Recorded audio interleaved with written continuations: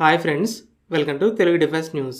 Israel ఇరాన్లు టైంతో పోరాటం చేస్తున్నట్టు కనబడుతుంది. ఎందుకంటే ఒక పక్క ఇజ్రాయెల్ డిఫెన్స్లో సక్సెస్ రేట్ అనేది తగ్గుకుంటూ వస్తుంటే, ఇంకో పక్క ఇరాన్ ఫైర్ చేస్తున్న మిజైల్ నెంబర్స్ కూడా తగ్గుతున్నాయి. ఫస్ట్ ఇజ్రాయెల్ డిఫెన్స్ గురించి చూద్దాం. ఇజ్రాయెల్ అయితే జూన్ 12 రాత్రి ఇరాన్ మీద దాడి చేస్తే, ఇరాన్ జూన్ 13 రాత్రిన బాలిస్టిక్ మిజైల్స్ని ఫైర్ చేయడం మొదలుపెట్టింది. ఇరాన్ 13, 14, 15, 16, 17 ఎస్టిమేషన్స్ని బట్టి ఈ 5 రోజుల్లో సుమారు 400 మిజైల్స్ని ఫైర్ చేసింది. ఇజ్రాయెల్ 90% మిజైల్స్ని డౌన్ చేశాం, 40 మిజైల్సే మిస్ అయ్యి సిటీస్ మీద దాడి చేశాయని క్లెయిమ్ చేసింది.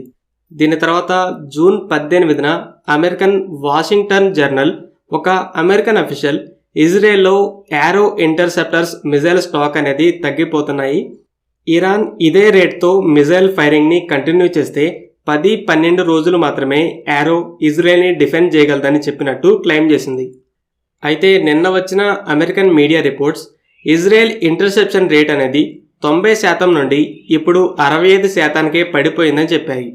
ఇరాన్ ఫైర్ చేసే బాలిస్టిక్ మిజైల్స్ని ఇజ్రాయెల్లో ఐరన్ డోమ్ లాంటివి ఏవి పనిచేయవు, కేవలం యారో మాత్రమే ఆపగలదని తెలిసింది.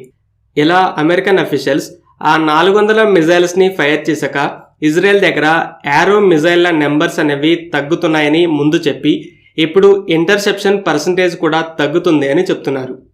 ఇజ్రాయెల్ అయితే ఈ క్లెయిమ్స్ని రిజెక్ట్ చేస్తూ కౌంటర్ క్లెయిమ్స్ని కూడా చేసింది. ఇరాన్ దగ్గర ఎన్ని మిజైల్స్ ఉన్నాయో మాకు ఒక అంచనా ఉంది, దానికి తగ్గట్టే ఎలాంటి సినారియోకైనా ప్రిపేర్ అయ్యి యుద్ధాన్ని మొదలు పెట్టాం, మా డిఫెన్స్ ఇప్పటికీ కూడా 90 నుండి 95% సక్సెస్ రేట్ని మెయింటైన్ చేస్తూ వస్తుందని చెప్పింది. ఒకవేళ అమెరికన్ అఫీషియల్స్ చెప్పినట్టు ఇంటర్సెప్షన్ రేట్ 65%కి పడిపోయి ఉంటే 2 కారణాలుంటాయి. First, advanced missiles. ఇరాన్ మొదట ఫైర్ చేసిన మిజైల్స్లో కొన్ని అడ్వాన్స్డ్ ఫటా మిజైల్స్ ఉన్నాయి. అయితే ఇప్పుడు తక్కువ సంఖ్యలో ఈ ఫటా లాంటి లేటెస్ట్ మిజైల్స్ని ఎక్కువగా వాడుతుంది. దీనివల్ల యారో సక్సెస్ రేట్ అయితే తగ్గుతుంది. అలాగే జూన్ 19న క్లస్టర్ మ్యూనిషన్స్తో మిజైల్స్ని ఫైర్ చేయడం కూడా మొదలుపెట్టింది. ఒక మిజైల్ 7 కిలోమీటర్ల ఎత్తులో 20 సబ్ మ్యూనిషన్స్ని రిలీజ్ చేసింది. అవి 8 కిలోమీటర్ల రేడియస్లో పడ్డాయి. ఇక సెకండ్ రీజన్ అయితే ఇంటర్సెప్టర్స్ సంఖ్య తగ్గటం. ఒక మిజైల్ని హై సక్సెస్ రేట్తో డౌన్ చేయడం కోసం 2 ఇంటర్సెప్టర్స్ని ఫైర్ చేస్తారు. కానీ ఇంటర్సెప్టర్ల సంఖ్య తగ్గితే కొన్ని మిజైల్స్ మీద ఒక్కో ఇంటర్సెప్టర్ని వాడతారు. ఇలా సక్సెస్ రేట్ అనేది డ్రాప్ అవుతుంది. సో అమెరికన్ మీడియా క్లెయిమ్స్ని బట్టి ఇంటర్సెప్టర్స్ సంఖ్య తగ్గడం వల్ల లేదా ఇరాన్ రీసెంట్ ఇయర్స్లోనే సర్వీస్లోకి వచ్చిన అడ్వాన్స్డ్ మిజైల్స్ని ఎక్కువగా వాడటం వల్ల ఇజ్రాయెల్ ఇంటర్సెప్షన్ రేట్ అనేది 65%కి డ్రాప్ అయింది. ఇక ఇరాన్ మిజైల్ నెంబర్స్ డ్రాప్ విషయానికి వస్తే ఎక్కువ శాతం రిపోర్ట్స్ని బట్టి మొదటి రోజు అంటే జూన్ 13న సుమారు 150 మిజైల్స్ని ఫైర్ చేసింది. అయితే జూన్ 17కి అంటే తర్వాతి 4 రోజుల్లో ఈ నెంబర్ 400కి చేరింది. అంటే ఆ 4 రోజుల్లో 62 యావరేజ్ కింద మరో 250 మిజైల్స్ని ఫైర్ చేసింది. అయితే ఈ రోజు వస్తున్న రిపోర్ట్స్ని బట్టి నిన్నటి వరకు నెంబర్ 520ని చేరింది. అంటే 18, 19, 20 ఈ 3 రోజుల్లో 120 యావరేజ్ 40 మిజైల్స్కి పడింది. ఇలా ఫస్ట్ రోజు నుండి తగ్గుతూ వస్తుంది. ఎందుకంటే Israel air force Iran under ground missile cities నుండి మిజైల్స్ని బయటికి తీసి ఫైర్ చేయడానికి పొజిషన్ తీసుకుంటున్న సమయంలో డ్రోన్స్తో వాటిని గుర్తించి బాంబ్స్ వేసి నాశనం చేస్తుంది.